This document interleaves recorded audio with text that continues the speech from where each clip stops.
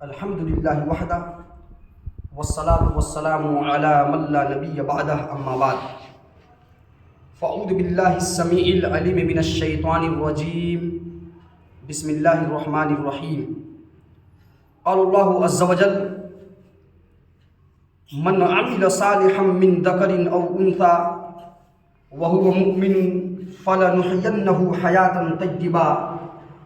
ولنجزینہم اجرہم باحسن ما کانوا یعملون۔ محترم سامعین، آپ حضرات کے سامنے اللہ رب العالمین کی مقدس کتاب قرآن مجید کی 16ویں پارے سے سورۃ النحل کی ایک آیت نمبر 97 پڑھی گئی ہے۔ اللہ رب العزت نے اس آیت کریمہ کے ذریعے سے تمام انسانوں کو بالعموم اور جو مومن ہیں ان کو بالخصوص اپنی ایک بہت بڑی نعمت اور ایک بہت بڑا انعام اور ایک بہت بڑا احسان جس کی تلاش اور جستجو ہم میں سے ہر ایک شخص کو تقریباً ہوتی ہے۔ سارے لوگ اور ساری انسانیت تقریباً اسی نعمت کو تلاش کرنے اور اسی نعمت کو حاصل کرنے کے لیے تگ و دو کر رہی ہے۔ اللہ رب العالمین نے اس نعمت کو کیسے حاصل کرنا ہے، یہ نعمت ہمیں اور آپ کو کیسے مل سکتی ہے، اس کو حاصل کرنے کا یہاں پر اللہ نے اصول، ضابطہ اور طریقہ بتایا ہے۔ اسی لیے ہمیں اور آپ کو اللہ رب العالمین کے اوپر واقعی میں اگر ایمان ہے، اللہ کی بات کو اگر ہم اور آپ سچ مانتے ہیں، تو ہمیں اللہ نے جو طریقہ بتلایا ہے اس نعمت کو حاصل کرنے کے لیے یا حاصل کرنے کا اس طریقے کو اپنانا اور اس طریقے کو فالو کرنا اور اس طریقے کے اوپر، اس طریقے کے مطابق زندگی بسر کرنا یا گزارنا، یہ ہمارے اور آپ کے لیے انتہائی ضروری ہے۔ تو آئیے آیت کریمہ کا ترجمہ سماعت فرمائیں کہ اللہ تبارک و تعالیٰ نے وہ کون سی نعمت ہے جس کی حصولیابی کی نشاندہی فرمائی ہے، جس کی حصولیابی کی نشاندہی اس طور پر کی ہے، ان راستوں کی ہے، ان طریقوں کو کی ہے، ان طریقوں کی ہے جن طریقوں کو اختیار اگر کیا جائے تو یہ نعمت اور اللہ کا یہ انعام ہمیں اور آپ کو مل جائے گی۔ آیت کا ترجمہ اس طرح ہے، من عمل صالحا من ذکر او انثى وهو مؤمن، کہ لوگوں تم میں سے جو شخص نیک عمل کرے گا، خواہ وہ مرد ہو کہ عورت ہو، بشرطے کہ وہ مومن ہو، فَلَنُحْيَنَّهُ حَيَاةً طَيِّبَةً، تو اللہ تبارک و تعالیٰ نے فرمایا کہ ہم اسے ضرور بھی ضرور پاکیزہ زندگی عطا فرما دیں گے، پاکیزہ زندگی دیں گے۔ اور جس زندگی کے اندر اگر پاکیزہ جڑ گیا، جس زندگی کے اندر اگر اللہ کی طرف سے پاکیزگی آ گئی،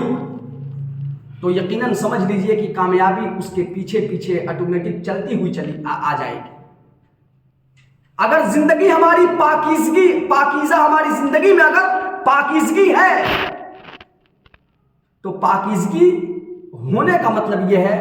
کہ انشاءاللہ تعالی کامیابی بھی اس کے جسٹ بعد یا اسی کے ساتھ ساتھ کامیابی بھی ہے۔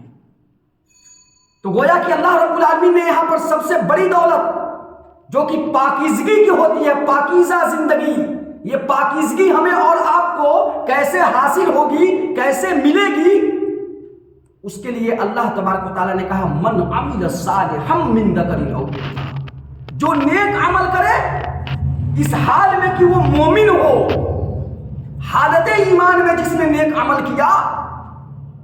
اس کو اللہ تبارک و تعالیٰ نے بطور انعام کے کہا کہ ہم اس کی زندگی کو پاکیزہ بنا دیں گے، بلکہ بنا نہیں دیں گے، ضرور بھی ضرور ہمیں اسے عطا کریں گے، ہم اسے پاکیزہ زندگی دیں گے۔ آج پوری انسانیت زندگی میں کیسے اطمینان آئے، زندگی میں کیسے سکون آئے، زندگی میں ہم کیسے کامیابی حاصل کریں، انہی دو تین چیزوں کے پیچھے بھاگ رہی ہے۔ لیکن یہاں پر رب نے جو طریقہ بتلایا ہے، جو اللہ نے طریقہ بتلایا ہے، اس کو اپنانے کے لیے بہت کم لوگ تیار ہو رہے ہیں. بہت کم لوگ ہیں جن کو اللہ کی باتوں پر یا اللہ کے بتائے ہوئے اصول اور ضابطوں کے اوپر ایمان ہو اور اس کے اوپر وہ چلنے کے لیے تیار ہو. اہل دنیا نے جو اصول اور ضابطہ دیا ہے اس کو فالو کرنے، اس کو اپنانے کے لیے گویا کہ ہاتھ دھل کر کے اس کے پیچھے پڑ جا رہے ہیں اور آنکھ بند کر کے اسے اپنے لیے کامیابی کا گارانٹر اور کامیابی کا ضامن سمجھتے ہوئے اسے اس کو اوڑھنا اور بچھونا بنا لے رہے ہیں. لیکن اللہ نے جو اصول اور ضابطہ دیا ہے اس کے اوپر خود جس کو اللہ کے اوپر ایمان ہے وہ اس کے اللہ کی باتوں کو ماننے کے لیے یا اللہ کے بتائے ہوئے طریقے کے اوپر چلنے کے لیے خود وہ تیار نہیں ہو رہا ہے. اس لیے گڑبڑی کہاں پہ ہو رہی ہے کہ ہم اللہ کو مانتے ہیں لیکن اللہ کی ماننے کے لیے تیار نہیں ہیں. ہم رسول کو مانتے ہیں لیکن رسول کی باتوں کو ماننے کے لیے تیار نہیں ہیں. من عمل صالحا، اب دیکھ لیجئے جس نے نیک عمل کیا. نیک عمل کیا ہے؟ نیک عمل کسے کہتے ہیں؟ یہ ایک سوال ہے کہ نیک عمل کسے کہا جائے گا. نیک عمل کا بھی لوگوں نے مختلف تعبیرات اور مختلف اصطلاحات بنا لیے ہیں.